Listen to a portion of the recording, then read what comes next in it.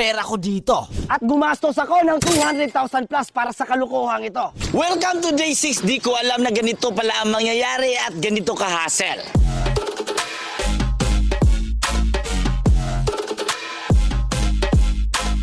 Nag-expect ako matapos lang ito sa isang linggo. Pero mukhang malabo. Non-stop 2 weeks namin ito ginawa bago natapos.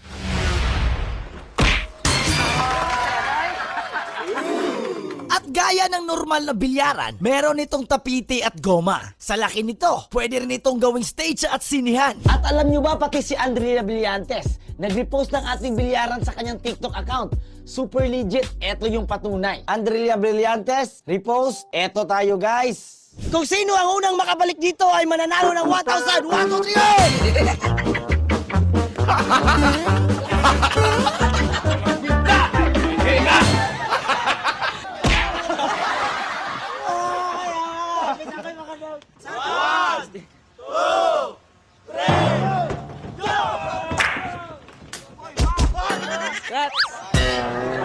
Pag ako ang naghamon, hindi ito biro. Seryosong seryoso ako sa mga ibig kong sabihin. Kaya eto na ang inyong mga idolo.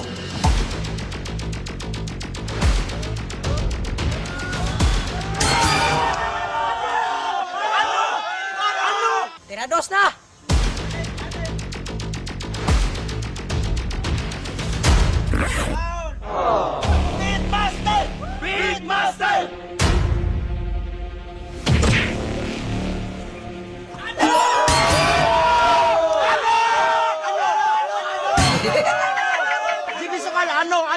Ano? Natamimik ano?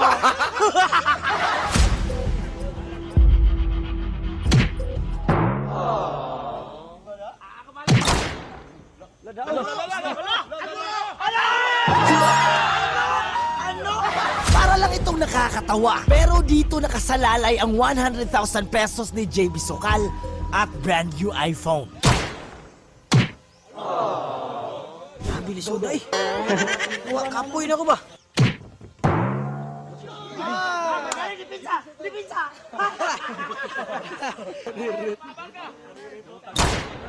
Oy, bad, mal. Handball by Beatmaster.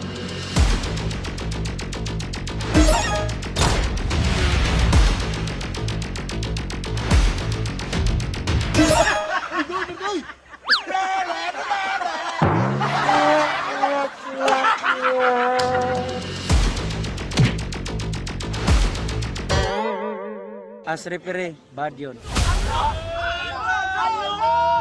JB Sokal, ito na katapusan mo.